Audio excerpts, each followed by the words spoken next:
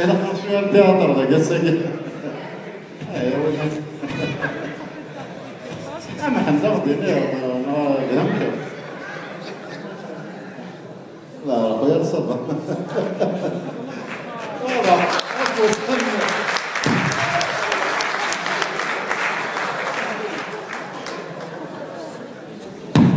ليش دور ما تقدر الموهوب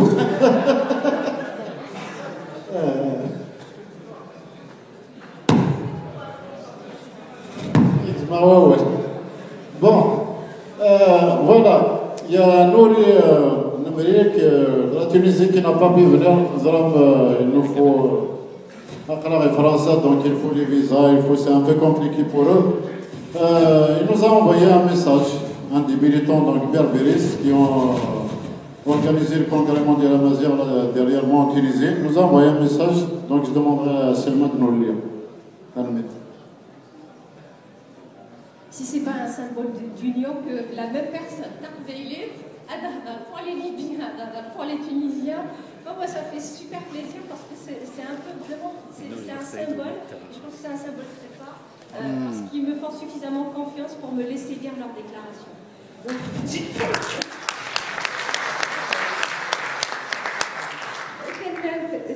comme pour l'autre déclaration, je vais tâcher d'être très fidèle à ce qui a été écrit. C'est un peu long, mais c'est très bien parce qu'il y a des personnes ici qui ont parlé un peu moins que le temps qui leur a été imparti. Cher auditoire, je tiens tout d'abord à remercier chaleureusement les organisateurs de cette rencontre, ainsi que les honorables participants. J'ai cité Amazigh, Thamazra et de Tennessee ou Africa, terre des grands guerriers amazighs, de Jugurtha à Kalina, ou même la révolution du 14 janvier. Une révolution qui s'est déclenchée dans des régions profondément berbères. Je peux parfaitement comprendre la surprise de certains quand on parle des berbères en Tunisie. Effectivement, les Amazighs ou les berbères de Tunisie ne font plus partie du paysage démographique depuis l'édification de Carthage. Cela s'est fait d'une façon bien étudiée et programmée. Les manuels scolaires ainsi que les médias ont écarté les Amazighs de toute possibilité de s'afficher ou de figurer comme partie intégrante et importante de la société tunisienne. On parle des Amazighs dans des feuilletons sous des images négatives et dénigrantes. La femme aux habits traditionnels, tatouée, ignorante, pauvre, etc. Officiellement, on évoque la culture et la civilisation amazigh dans les médias que pour appâter les touristes, comme si nous étions un musée vivant. Et je sais que c'est le même cas au Maroc. Malgré que Tounsit était parmi les régions les plus attaquées par des colonisations et des conquêtes, nos ancêtres ont bien résisté dans leurs cités montagnardes et leurs îles. Ils ont gravé leur culture sur leur peau, tatou, sur leurs tapis et sur tout genre de tissage. Ils ont affronté et accepté la dureté de la vie montagnarde dans le noble but, vivre libre comme toujours. En dépit de cet embargo géopolitique et médiatique, notre culture est ancrée jusqu'à la moelle du peuple tunisien, dans ses traditions, ses plats, ses habits et même son accent. Lors de la Révolution, spontanément, le peuple rappelle qu'il est le fils de Jugurtha, d'Hannibal et d'El-Qaïna. La plupart des villes et des cités rurales ont gardé leurs appellations amazighs. Tounes, Sfax, Tekabes, Tekfanes, Tataouine, Zouara, Tamazret, Sedouir. Tous ces éléments faciliteront, à mon sens, le dialogue entre le peuple tunisien pour qu'il réintègre et se réapproprie son identité berbère et sa culture. Sous le règne des autorités post-indépendance et de l'ère de Ben Ali, les Amazighs ont toujours essayé de s'organiser pour fédérer leur culture. Cela dans un climat de mise de bâtons dans les roues, de blocage allant jusqu'à l'interdiction de toute activité liée à notre identité amazigh. Après la Révolution, nous, défenseurs de cette culture, avons bougé dans le sens de l'institution de notre nation et avons créé une association pour congrès de Guelala, le premier dans l'histoire des Amazirs tunisiens, a mis les premières et grandes règles de l'association Amazir purement culturelle qui regroupe tous les Tunisiens amoureux de cette culture. Sa seule mission est la mise en valeur d'une culture tant ignorée et tant marginalisée. Justement, après le congrès, il y a eu la réunion de Tunis, puis celle de Matmata, sous le nom de Congrès de la culture amazigh en Tunisie, et ainsi l'association a vu le jour. Le statut interne de l'association stipule démocratiquement et avec consentement majoritaire de ne toucher en aucun cas à l'unité du peuple ni à l'intérêt de la nation.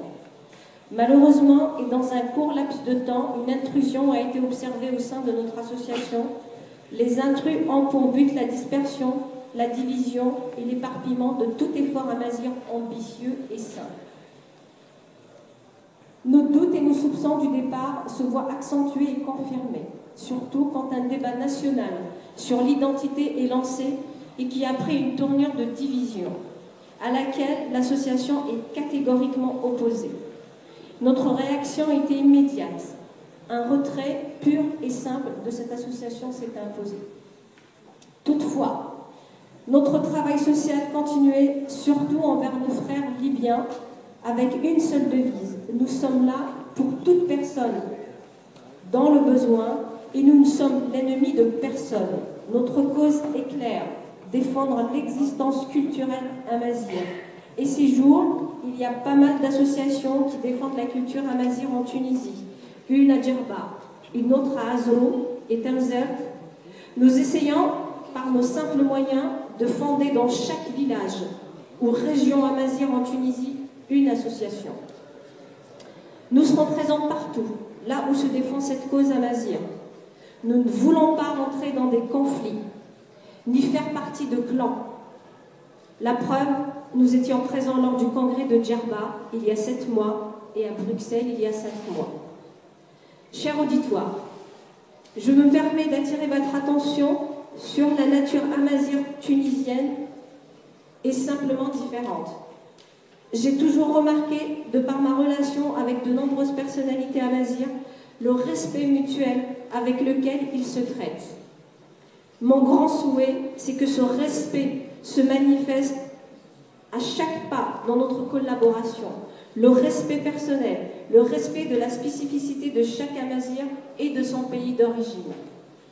Justement, je tiens énormément à rappeler à l'auditoire que la priorité de nos actions est de traiter les problématiques des conditions des amazighs de chaque pays du Grand Amazigh.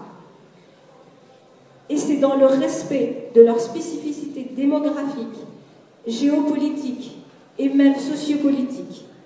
Par exemple, en Tunisie, on n'a jamais eu une histoire purement tribale comme celle des Chaouis, ni l'expérience des Amazirs marocains.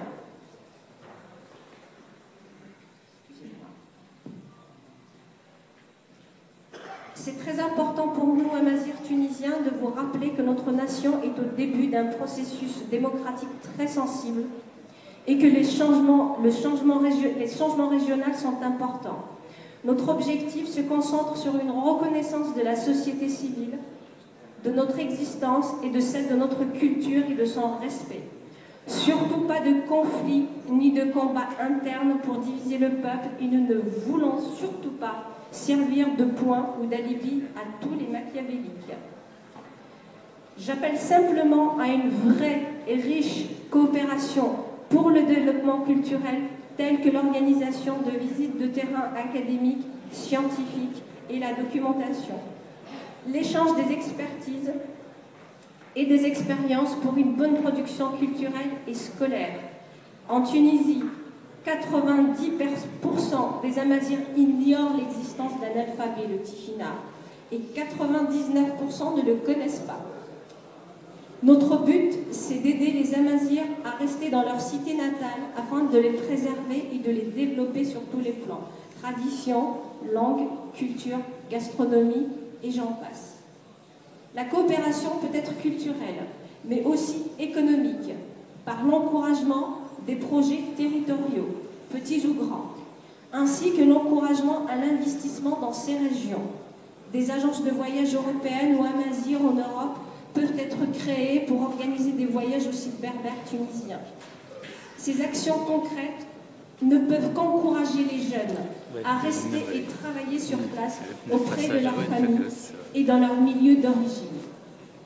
Enfin, permettez-moi de vous remercier pour votre invitation et pour cette prise de parole, ainsi que pour votre écoute attentive.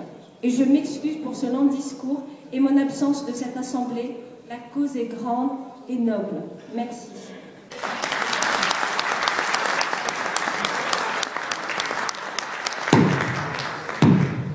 Voilà, تنميرث نوري تنميرث إسلام